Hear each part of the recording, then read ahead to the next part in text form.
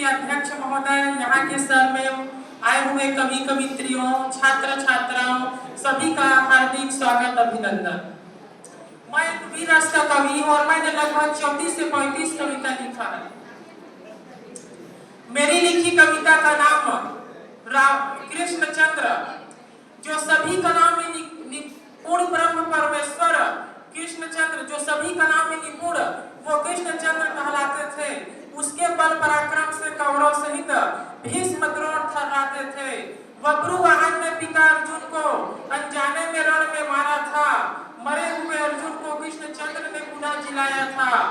जिस अभिमानी यक्ष ने भरी सभा में देवों के बल को ललकारा था, अगले जन्म में वही घटोत्कच पुत्र बर्बरी कहलाया था। देवी की घोर तपस्या से बर्बरीक ने वरदान पाया था। देवी के वरदान के कारण वह अजय बन पाया था।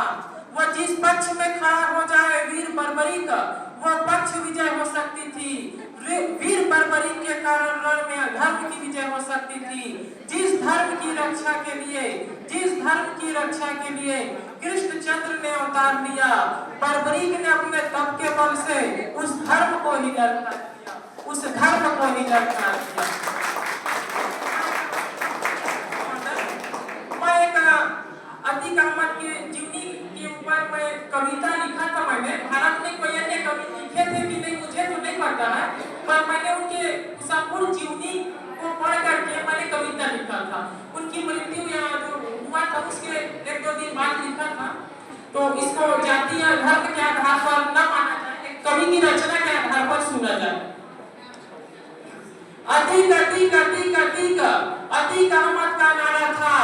इलाहाबाद में यहाँ जुर्म का बादशाह छाया था। बाहुबली ऐसी थी इनकी पूरी यूपी थर्राती थी।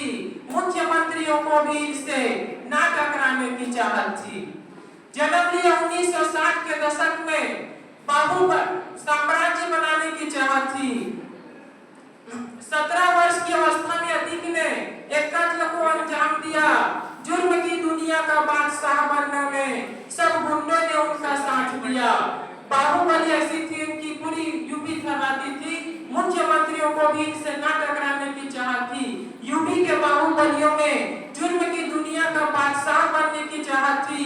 गोली और गुंडों के बल पर राजनीति का नकाब पहनकर आगे बढ़ने की आदत थी।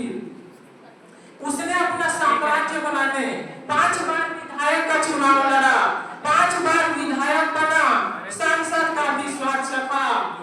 टांगे वाले के घर जन्म लिया, उस पर गरीबी का साया था।